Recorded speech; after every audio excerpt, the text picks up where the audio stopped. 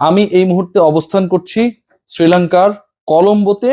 টি-20 world cup আপনারা জানেন যে শুরু হয়ে গেছে, এবং সবচেয়ে ইন্টারেস্টিং পার্ট যেটা, যে বাংলাদেশের গ্রুপমেট বাংলাদেশ যদি এই বিশ্বকাপটাই খেলতো, তাহলে সেই গ্রুপে বাংলাদেশ যাদের পেত, বাংলাদেশের সেই গ্রুপের দুই দল ইংল্যান্ড অ্যান্ড নেপাল মুখোমুখি হয়েছিল ওয়াংখেড়ে স্টেডিয়ামে সবশেষ ম্যাচে। সেই ম্যাচটায় আনলাকিলি নেপাল জাস্ট অভিজ্ঞতার কারণে শেষ পর্যন্ত ইংল্যান্ডকে হারাতে পারলো না। ডাবল ডিজিটেরও কম ব্যবধানে ইংল্যান্ড জিতে গেছে, নেপাল জিততে পারে নাই। তবে নেপালের ক্রিকেটে, নেপালের ক্রিকেট কাঠামোতে, নেপালের ক্রিকেটারদেরকে ইন্সপিরেশন ক্রিয়েট করার ক্ষেত্রে এই ফাইটটা আমার কাছে মনে হয় একটা বড় রোল প্লে করবে, এক্সপেরিয়েন্সটা তাদের একটা বড় রোল প্লে করবে। Let's come to the main point. Bangladesh নিয়ে আলোচনা করতে চাই। বাংলাদেশের ক্রিকেট নিয়ে আলোচনা শেষ হচ্ছে না।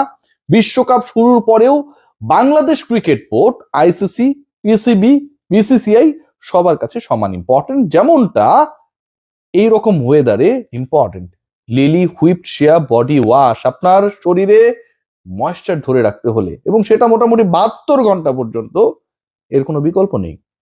যে ডিসকাশন করছি যে বাংলাদেশ কেন হঠাৎ গুরুত্বপূর্ণ হয়ে গেল, শেষ পর্যন্ত ভারত পাকিস্তান ম্যাচ কি হচ্ছে, বাংলাদেশ কি পেতে যাচ্ছে, বাংলাদেশের উপর এক্সপেক্টেড শাস্তি কি আসছে, এবং ভারত পাকিস্তানের 15 ফেব্রুয়ারি ম্যাচ যদি অনুষ্ঠিত হয়, তাহলে এটা বাংলাদেশের ক্রিকেটের কূটনৈতিক পরাজয় নাকি জয়।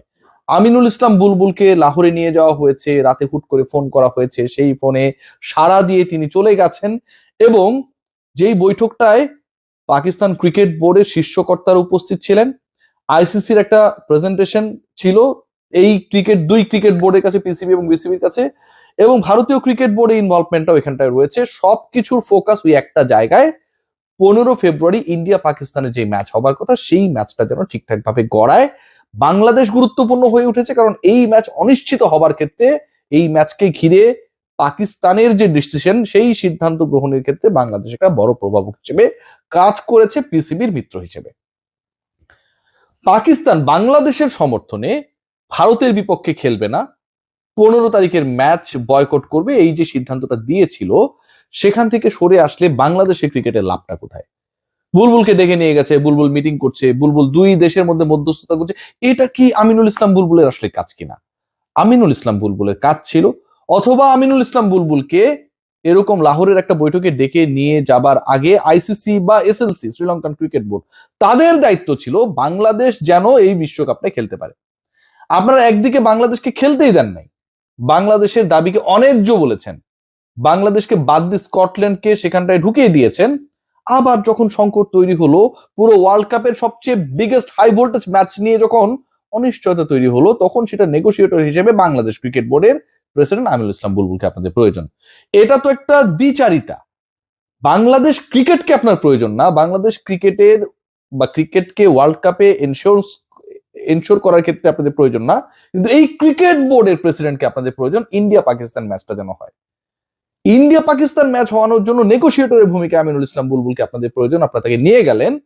কিন্তু বাংলাদেশ এই বিশ্বকাপে খেলবে, বাংলাদেশের দাবি মেনে এই দলটাকে খেলানোর ক্ষেত্রে আইসিসি, বিসিসিআই, এসএলসি, তখন আপনারা কোনো প্রপার রোল প্লে করলেন না। আইসিসি করলো না, তারা একদম বাংলাদেশের দাবিকে অন্যায্য বললো। বিসিসিআই তো কোনো যোগাযোগই করলো না। এসএলসি, শ্রীলঙ্কা ক্রিকেট, তাদের গ্রুপে বাংলাদেশকে গ্রুপ বিতে নেয়ার ক্ষেত্রে নাক ছিটকালো। এখন তার দেশে ইন্ডিয়া পাকিস্তানের ম্যাচ, রেভিনিউয়ে তার ধাক্কা পড়বে, হোটেল বিজনেস, আমি এখানটায় যে রয়েছি, এটা একটা বড় ধাক্কা খাবে, মাঠ ফাঁকা থাকবে, টেলিকাস্ট রাইটস থেকে তারা প্রপার টাকা পাবে না। তাদের এখন বাংলাদেশকে দরকার, বুলবুলকে দরকার। যেই প্রস্তাবটা আসতে যাচ্ছে বা যেই আলোচনাটা হচ্ছে, এটা আসলে খুব ভয়াবহ। এখানটা আমি যতটুকু জানতে পেরেছি যে 4টা মডেল নিয়ে আলোচনা হচ্ছে। বাংলাদেশের বিশ্বকাপে খেলার কোনো সম্ভাবনা নেই, বাংলাদেশের গ্রুপের খেলা শুরু হয়ে গেছে, স্কটল্যান্ড প্রথম ম্যাচে খেলে ফেলেছে। So Bangladesh, they have no hope. নেগোসিয়েটরের ভূমিকা আমিনুল ইসলাম বুলবুলকে যখন ডাকা হয়েছে, তখন 4টা অপশনের কথা হচ্ছে। 1 নাম্বার যেটা, মোর শেয়ার ইন রেভিনিউস।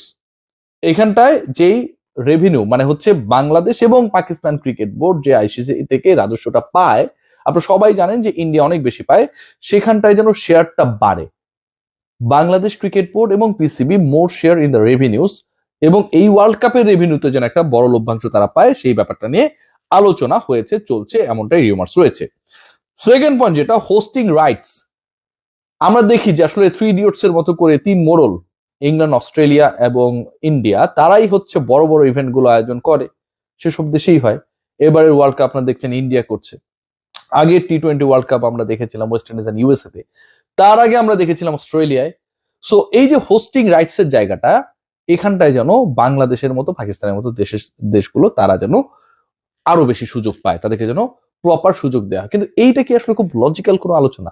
কারণ 2031 সাল পর্যন্ত কোন ইভেন্ট কোথায় হবে সেটা অলরেডি ডিসাইডেড। 2031-এর আগ পর্যন্ত বাংলাদেশে কোনো গ্লোবাল মেন্স ইভেন্ট হবে না। সো যখন এটা ডিসাইডেড, তখন 2026 সালের ফেব্রুয়ারি মাসে বাংলাদেশ বা পাকিস্তান যেন আরো বেশি আয়োজন করতে পারে, আরো বেশি ইন্টারন্যাশনাল ক্রিকেট হোস্ট করতে পারে, সেই ডিসকাশনটা এখন করাটা আসলে আমার কাছে মনে হয় না যে খুব বেশি গুরুত্বপূর্ণ।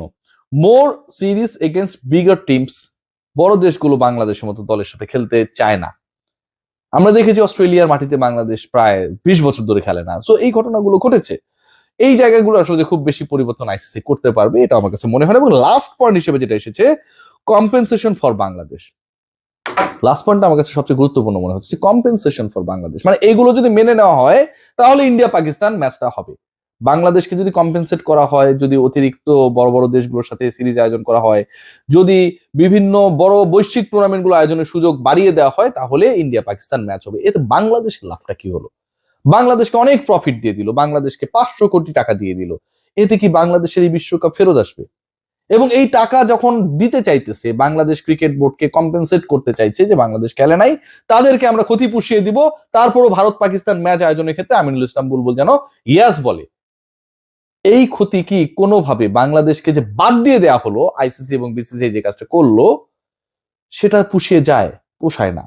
সো ওভারঅল আমার কাছে মনে হয় it's going to be what can I say discussion where ultimately India and Pakistan they are all set to play against each other, যেটা 15 ফেব্রুয়ারিতে হবে। এবং এটার থেকেও বেশি ইম্পর্টেন্ট আমার কাছে মনে হচ্ছে যে বাংলাদেশকে একটা মানে ওই থাকে না যে গায়ে হাত বুলিয়ে বলা হবে যে ঠিক আছে, এরপর থেকে তোমার ব্যাপারগুলো দেখা হবে, তোমার সাথে বিসিসি এমন করবে না, আইসিসি এমন করবে না। এবং যে ওই কি বলে যে র্যাঙ্কিং কিংবা হচ্ছে লভ্যাংশের শেয়ার, রেভিনিউ মডেল নিয়ে অনেক আলোচনা হচ্ছে, বাংলাদেশ ক্রিকেট বোর্ড ফকির হয়ে যাবে এরকম একটা আলোচনা হচ্ছে।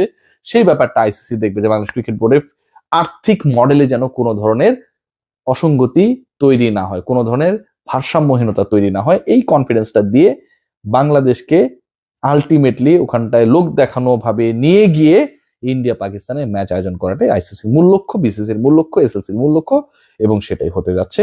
হুইচ ইজ আমি মনে করি কোনোভাবেই বাংলাদেশকে যেভাবে বিশ্বকাপ খেলা থেকে বঞ্চিত করা হয়েছে সেটার কম্পেনসেশন হতে পারে না।